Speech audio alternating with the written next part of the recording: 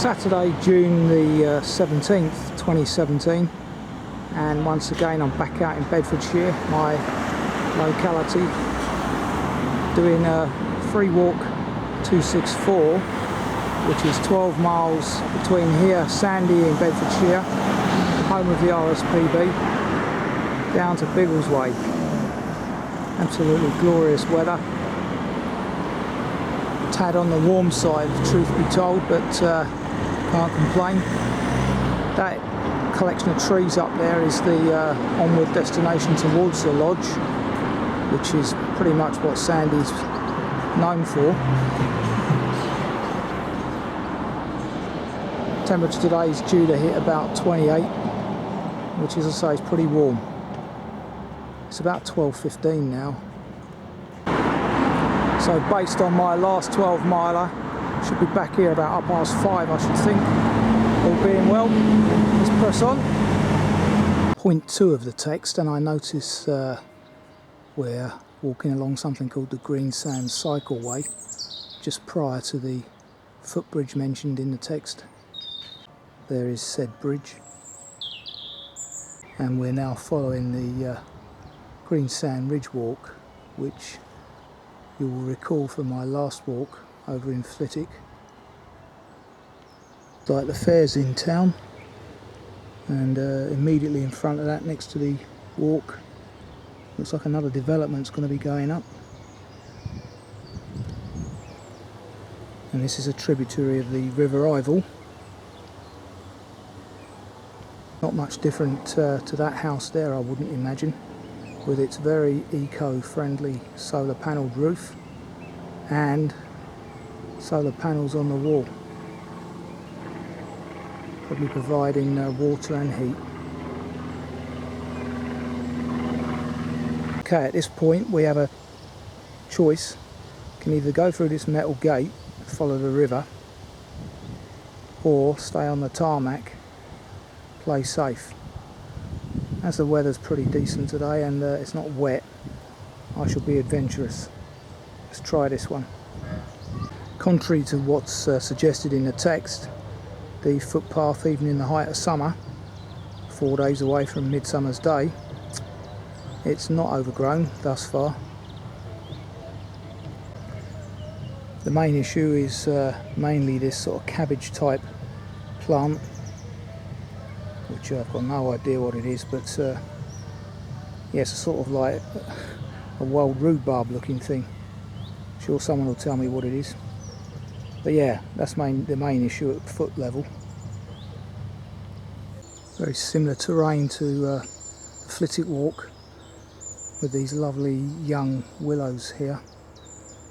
Absolutely awash with warblers of various kinds, chiffchaffs, etc. Now that's not good. Someone's been cutting the reed and vegetation and just left it in the river to float downwards. Clearly that's going to get caught up somewhere and cause a problem. This country's really gone very NIMBY-ish regards rubbish at the moment. As long as it's not in someone else's backyard, they'll just send it elsewhere, dump it. So that little Riverside walk then brings you back out onto the tarmac path over the Weir Bridge. So well worth doing that version. I just stood by the weir, and there you can see is the outcome of what's happening with the vegetation. So those lovely marsh marigolds down there. Where are they gone? There you go.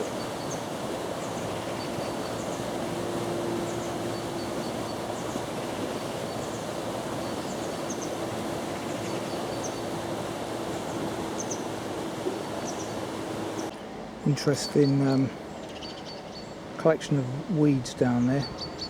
Masses of sticklebacks. Not sure if you can see them, but there are.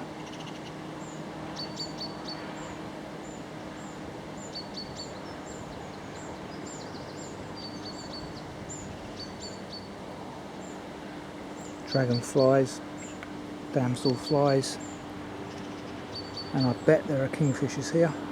with those sticklebacks around. Bound to be. They've got a little nature reserve here called the Riddy, a name which I'm very familiar with in my childhood in Hitchin.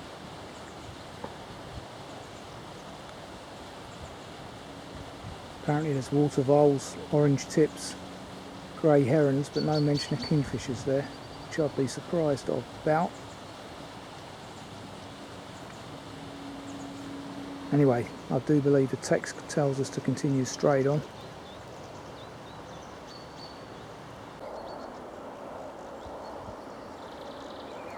Plenty of sedge warblers in there.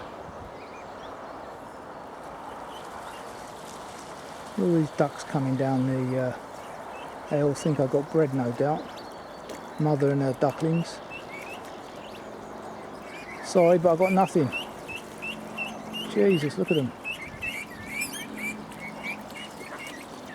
Yeah, clearly a sign that they're getting fed bread, which, as all viewers of my videos will know, is absolutely damaging to these ducks and any other wildlife.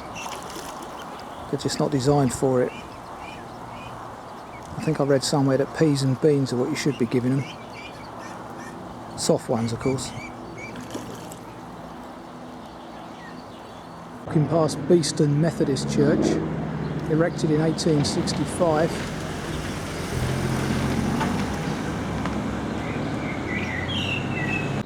In the road called the Balk, as referred to in the text.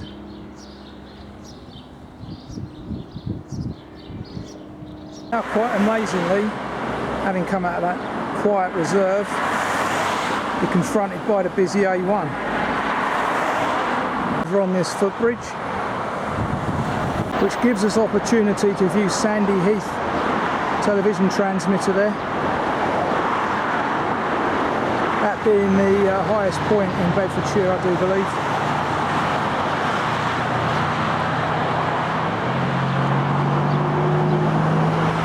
Lots of market gardening up this way.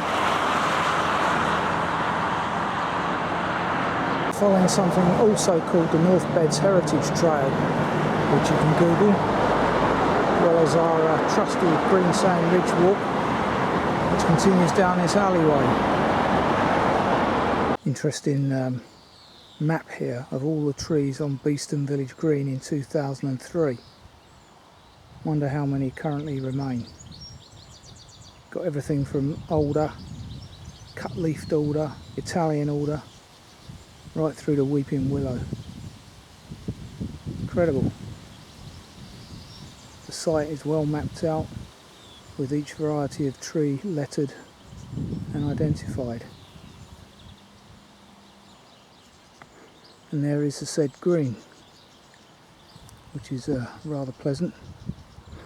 It's interesting because there's a place called Beaston, not far from where I was living in Cromer, which you will recall from another railway walk up that way, those of you that watched it. Plenty of goldfinches up in that tree there, as you can hear. Wonderful little bird.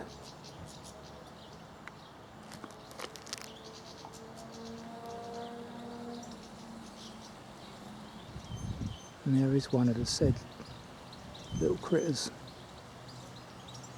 Lovely.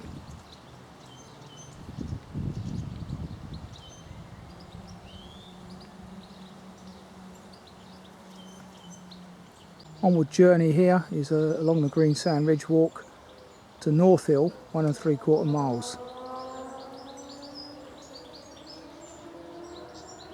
Over to the left of that table, which is handily positioned and probably wasn't there when the author wrote the text.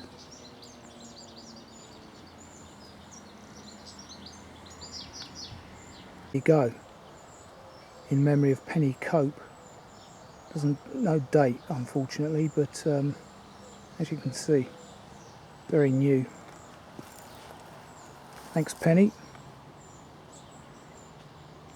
The footpath sign referred to in the text is well hidden amongst the brambles. Unfortunately, I forgot my secateurs today, which is sort of kind of a New Year's resolution, or phase 2 of my walking life now, and I've got the new hip, to carry a pair of secateurs, because I often encounter issues like that. Don't take a couple of seconds to clear the way. Onions on my left, corn on the cob on my right, as that little partridge flies off. And already I can hear the drone of planes taking off at Shuttleworth, Old Warden. And over there in the distance at Biggleswade, or near Biggleswade, got the old horrendous wind farm.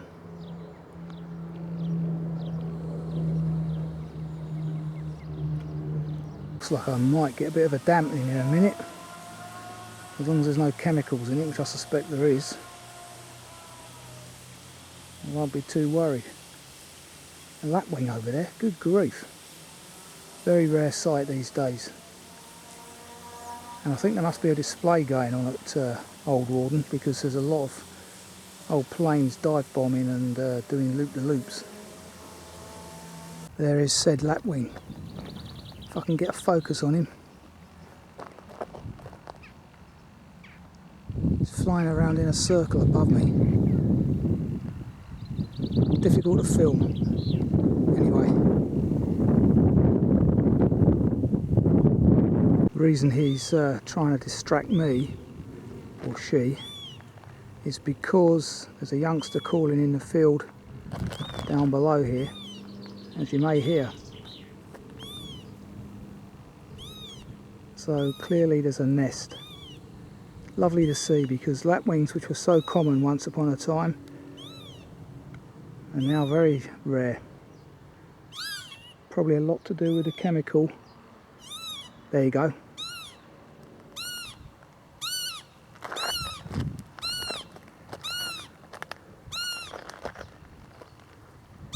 Yeah, circling me again. I'm in Beaston Fields.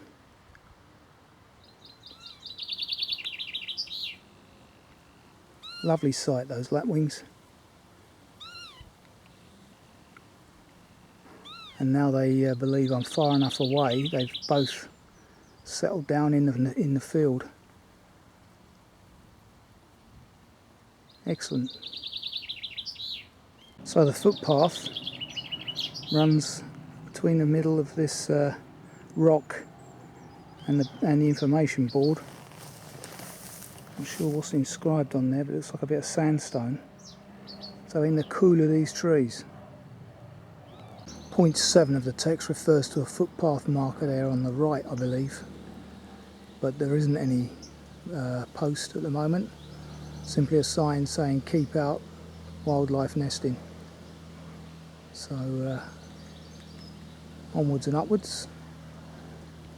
Now passing a field of my preferred crop for this country, oats. By far the healthiest of the cereals, I would suggest. Seldom seen though. Crossing over what looks like a relatively new footbridge, which is excellent in these times of austerity. Must admit, from what I'm seeing thus far, Bedfordshire are pretty good with their footpath maintenance. Here's the information panel referred to in the text about the Cardington House Farm Conservation Area, which you can Google if you're interested. Apparently you get brown hare here, grey partridge, red-legged partridge, and of course the old peewit.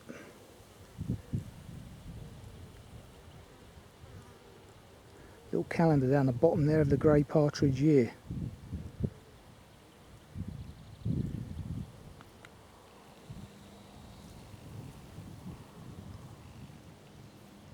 So this time of year, July, nesting until the glorious 12th, of course, when all mayhem breaks loose. Now we pass the attractive thatched cottages of Northill, very well-to-do village. There you go, a fine example. And another example opposite the church. Wonderful looking building.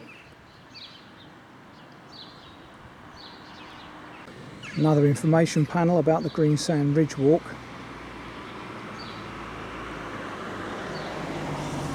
So you've got the crown next door to the church and the village green down there apparently. But I'll have a quick nose in here.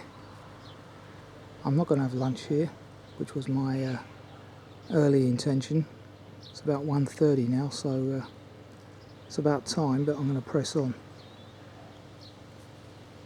Unusually the door's locked, so I won't be having a look inside. St Mary the Virgin, Northill.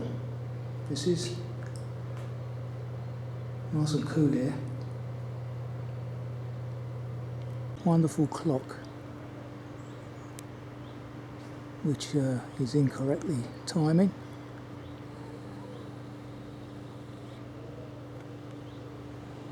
Lovely stonework. C of E village school opposite, and this rather interesting stile out of the churchyard, of which there are very few graves, I notice. And why there's very few headstones in the actual church graveyard itself. They're all opposite in this cemetery. Right, take note. There's a planning notice here. There's the reference. Could affect access to this path I'm about to take. It's dated the 2nd of June, so it's recent. And that's this footpath marker mentioned in point 8 of the text next to this black and white building. Now heading towards Home Wood.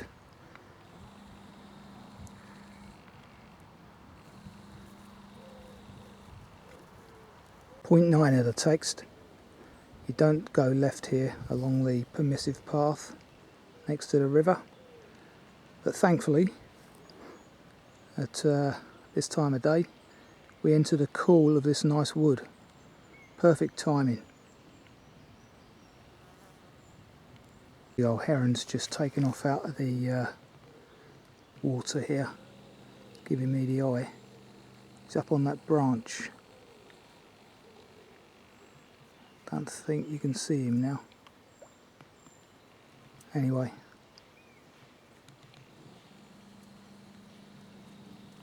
Wonderful.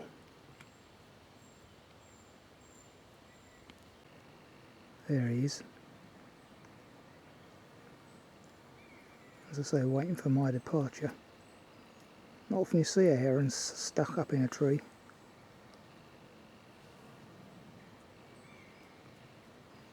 There's a mewing of buzzards in the background as well. Very pleasant walk this. Nice little inscription there.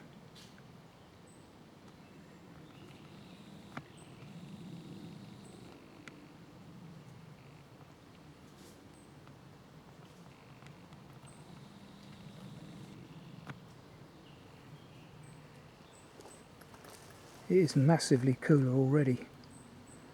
Just stood here at the edge of the wood. So there you go. That's a fish farm. That water that I've just filmed. Hence that's why the heron's there. Homewood Fish Farm. Okay, point 9 of the text refers to crossing over a footbridge, and reference to an information panel about muntjac deer, the symbol of this walk, the Greensand Ridge Walk. But this bridge looks very new, so it might have got washed away recently.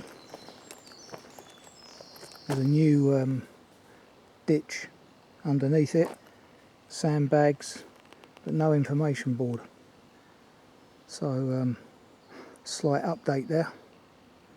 These walks are forever evolving.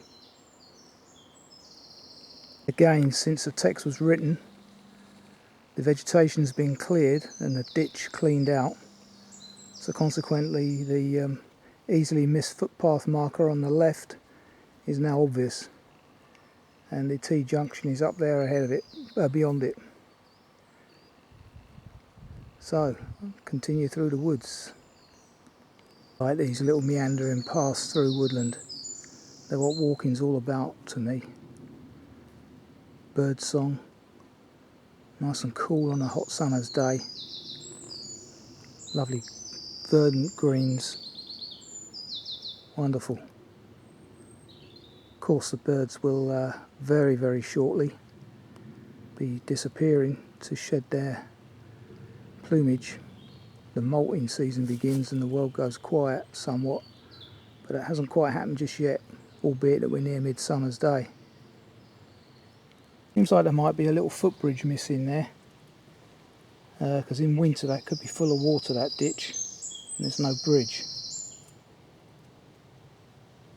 It's the three-boarded bridge mentioned in point 10 of the text, currently impeded by a fallen tree slightly.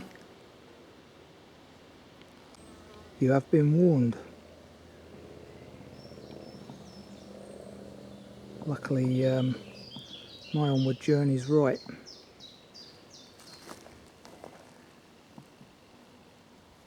Passing the rather imposing Highlands farm. Hope there's no cattle around today, because a rambler, 80-year-old inventor of a needleless injection, funnily enough, was trampled by a herd of cows in the week down in Sussex. Probably on a path that I've walked in the past. Didn't even have dogs with him. Cattle just simply got agitated and trampled him.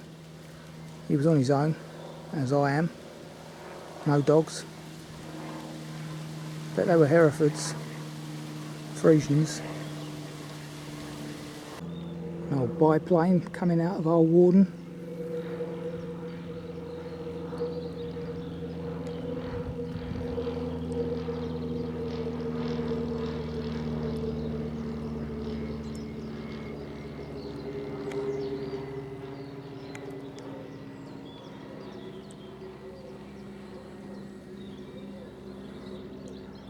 I notice we're on something called the Old Warden Circular Walk as well now.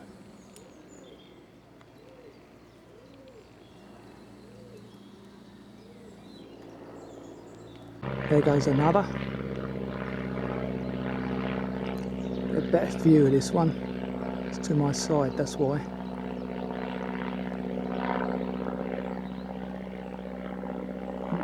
Bloody red barren.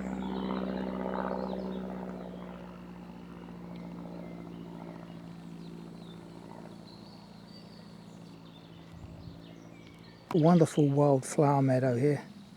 The butterflies love it.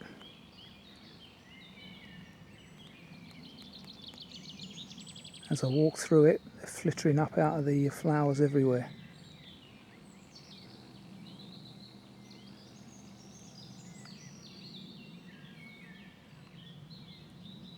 Good views back to Sandy Heath again. Getting a bit overcast now. That wasn't forecast.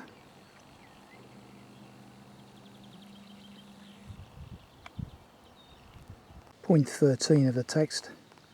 Do a left here through this narrow strip of woodland. There's a good indicator of the good work that Central Bedfordshire Council do. That's clearly a recent fall. Must have been blocking the path, judging by the material on the right as well. And it's cleared. Very good.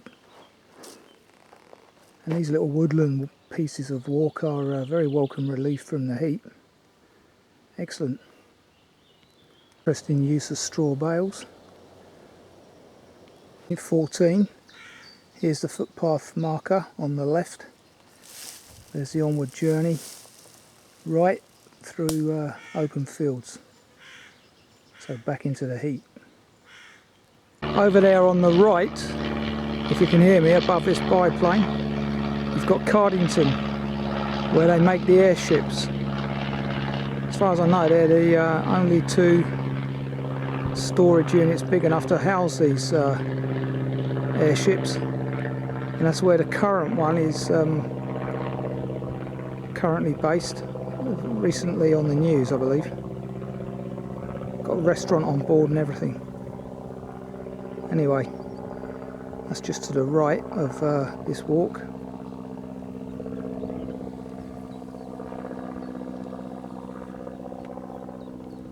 Amazing, I've just watched a worker bee go in there. So they've eaten into the wood. They've got a honeycomb in there somewhere, presumably.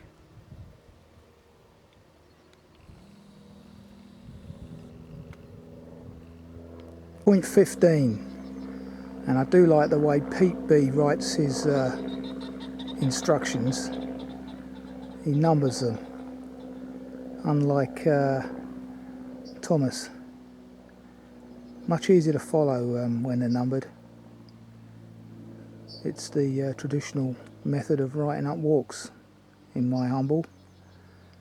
Anyway, point 15. We're leaving the Greensand Ridge Walk now. Turning off left into these fields here. The walking today has been very decent. Good surfaces underfoot. Well, bone dry, that's why. Might be a little bit problematical in the winter, but I can't really see it. The soil's not that deep. So yeah, well done central beds. Interesting, you've got a patch of albino wheat here, one behind me as well. Wonder what the strategy is behind that. Almost as if it's been bleached. Anyway, it's way behind the other. Still growing obviously, but way behind the other. Interesting.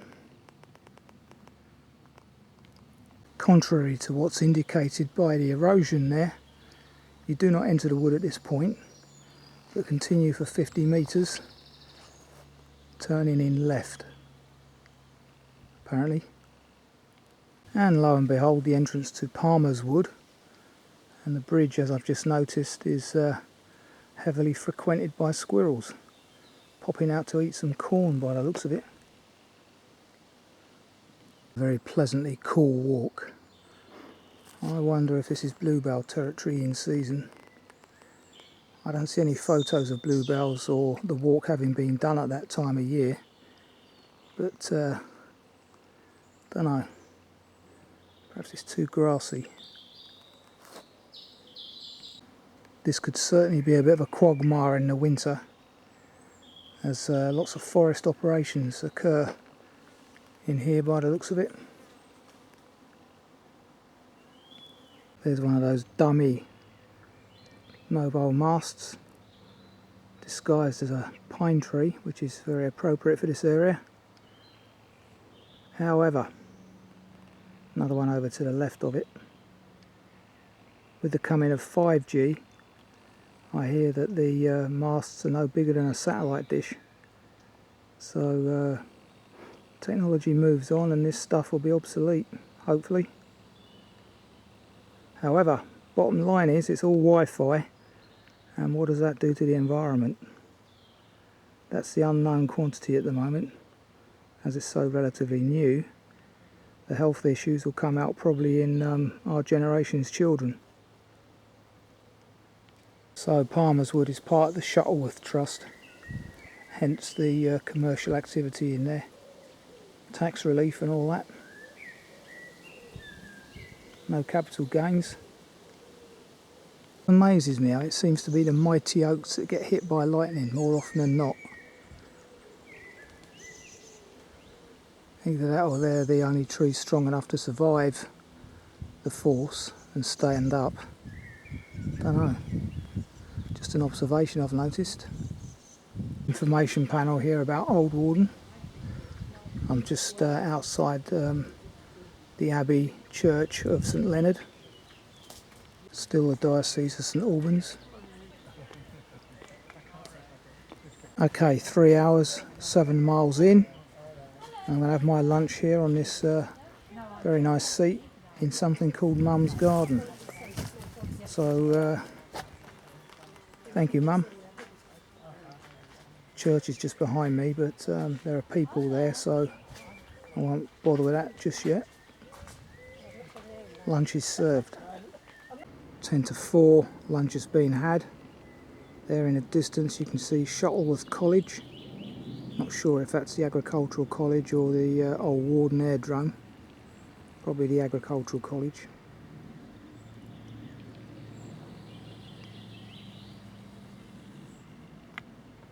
Wonderful church. Lovely location.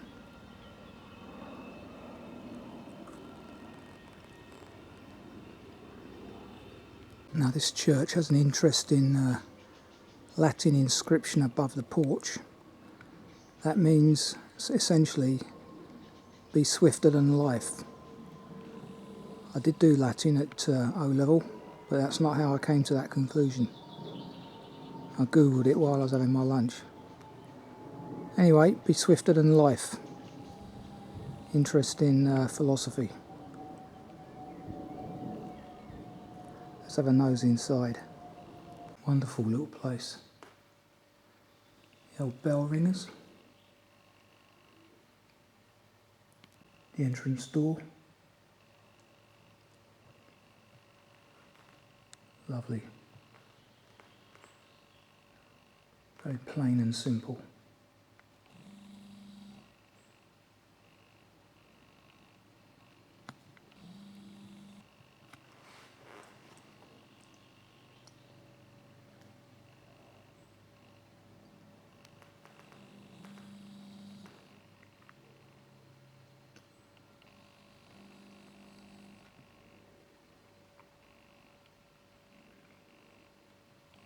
The Ongley family seem to be big here.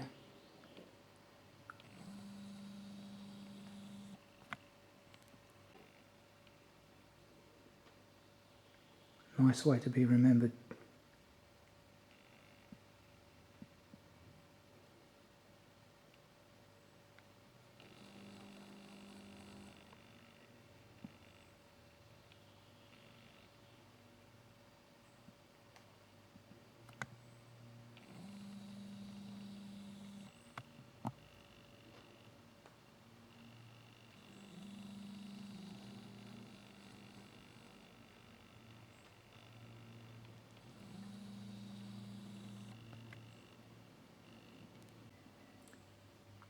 Looking to the back of the church.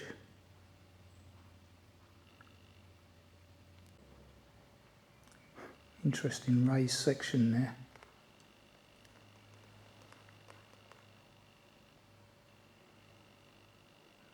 Never seen that before.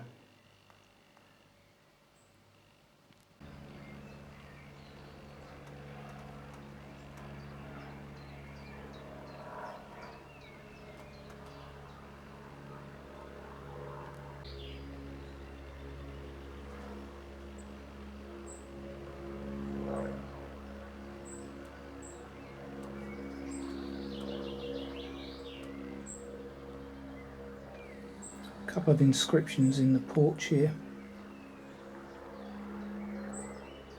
1909 born. Gave his life 2nd of August 1940. Don't know if you can see that. Rather interesting entrance gate to the church as well. Now the onward journey is over there through that metal kissing gate. Not down the tarmac lane, which is the obvious way to go, but that isn't the way to go. Interestingly, I've seen quite a lot of oats today around this area. I wonder if that's anything to do with the fact that we're at an agricultural college and they see the importance of it. Last Valley. Good God. Obviously just learning. The recommended lunchtime stop, the Hare and Hounds.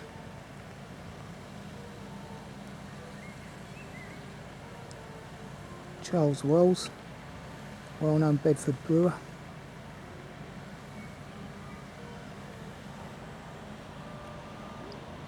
Last week's phone box was a book exchange. This week's one is the more common defibrillator. Music's coming from the village hall, I now discover.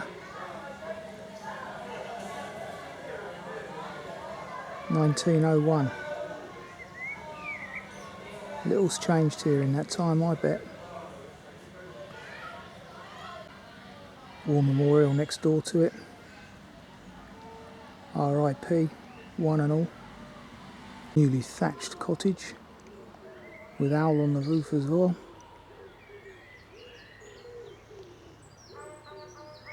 As you can see, there is an air show this evening.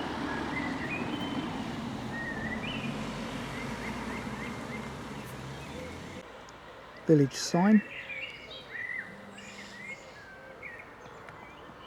Walking through this Scots pine coniferous woodland, Old Warden, Queen Anne's summer house,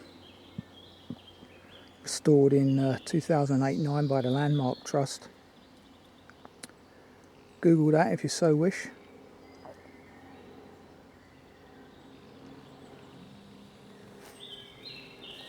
Permissive path currently, but I won't be taking it.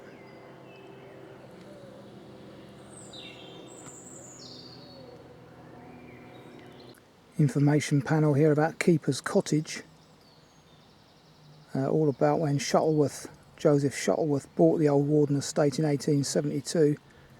He rebuilt the mansion and added cottages to the estate. Like I say, plenty of information on Google if you so wish. Landmark Trust are responsible for it.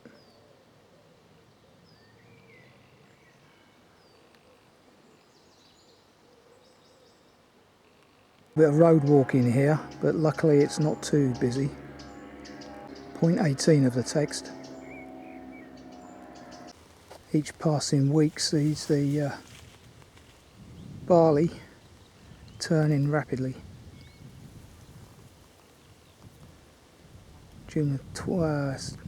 Mid-June already, so another fortnight could be cutting it. Point 19 of the text, the footpath signs are well hidden again next to the double barred gate. But the onward journey's right up this private drive, which I believe is part of the aerodrome. Amazing sign of the times. If I'm not mistaken, that is written in Polish at least, probably Romanian and Lithuanian, no doubt. Unbelievable. It's the first reservoir on the left. I can hear sedge warblers. Now, as you guess in this terrain, many dragonflies. At least I think that's a dragonfly. Oh.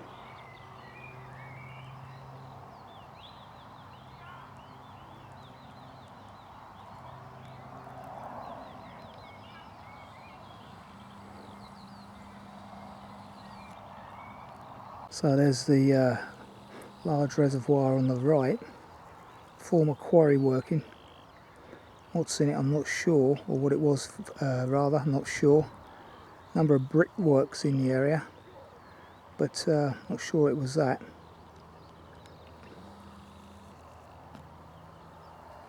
And then over on the left horizon, you got that monstrosity wind farm. Quicker to get rid of those and get sensible with their eco policy, the better. Bring in tidal.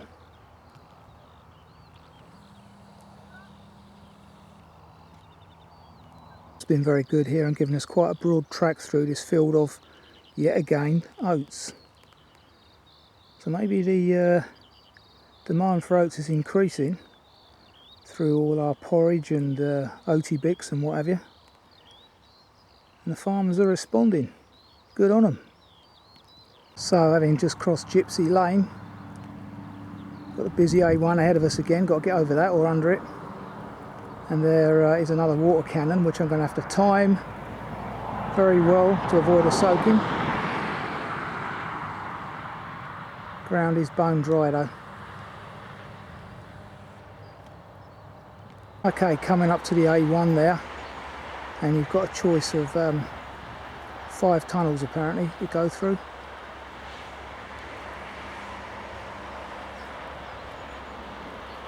Rather ominous, something military about these, warlike. Anyway, it looks to me like there's been a fire in here at some point. Some idiots tried to burn them down. Look at that. Idiots. And there's a lighter they try to do it with, no doubt. Interesting, we passed a fairground type situation back in Sandy. Here we are on the edge of Biggleswade, and there's another one. Now on something called the Biggleswade Green Wheel, going into Biggleswade Town Centre. And there's that little bird with the strongest voice among the bird world, the wren, walking over the Ivel. Okay, back at Biggleswade Station. That's a very pleasant walk, all 12 miles of it. My GPS packed up at 7.5 miles. Around about lunchtime I think, so maybe I forgot to reset it, I don't know. But it's now 5:45 and I started at about 12:15, so 6.5 hours. Fair little whack. Lovely walk, lots of variety. Weather was great, which helps. So all in all, another good day's walking. Free walk 234, if I remember correctly, completed.